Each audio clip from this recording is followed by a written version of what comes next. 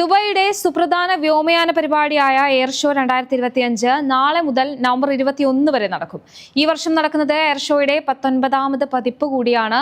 ഭാവി എവിടെ ആരംഭിക്കുന്നു എന്ന പ്രമേയത്തിൽ സംഘടിപ്പിക്കുന്ന ഈ പരിപാടി വ്യോമയാന ബഹിരാകാശ പ്രതിരോധ മേഖലകളിലെ ഏറ്റവും വലിയ ഷോകളിൽ ഒന്നാണ്. 150 രാജ്യങ്ങളിൽ നിന്നുള്ള 1500-ലധികം കമ്പനികൾ ഈ വർഷം എയർ ഷോയിൽ പങ്കെടുക്കും.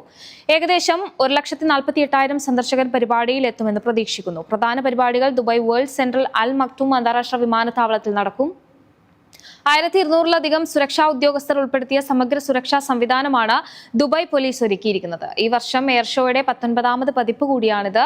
വ്യോമയാന രംഗത്തെ ഏറ്റവും പുതിയ സാങ്കേതിക വിദ്യകളും വിമാന, ഡ്രോൺ, ബഹിരാകാശ ഉപകരണങ്ങളും പ്രദർശിപ്പിക്കുന്നതാണ് ഈ പരിപാടിയുടെ മുഖ്യ ആകർഷണം.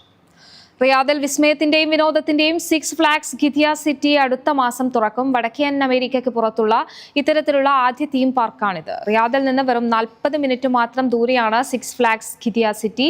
8 ലോകോത്തര റൈഡുകളാണ് ഫ്ലാഗ് സിറ്റിയുടെ പ്രത്യേകത. സന്ദർശകർക്ക് ആവേശവും വിനോദവും അനുഭവിക്കാനുള്ള കേന്ദ്രവും കൂടിയാണിത്. മുതിർന്നവർക്കുള്ള ടിക്കറ്റിന് 325 റിയാലും കുട്ടികൾക്കുള്ള ടിക്കറ്റിന് 275 റിയാലുമാണ് വില. ടിക്കറ്റ് വിൽപ്പന തുടങ്ങിയിട്ടുണ്ട്. നിയമലംഘകരായ പ്രവാസികൾക്കെതിരെ നടപടി കർക്കശമാക്കി സൗദി അറേബ്യ. 22,000-ലധികം നിയമലംഘകരെയാണ് സുരക്ഷാ സേന അറസ്റ്റ് ചെയ്തത്. വരും ദിവസങ്ങളിലും പരിശോധന കൂടുതൽ ശക്തമാകുമെന്ന് ആഭ്യന്തര മന്ത്രാലയം അറിയിച്ചു.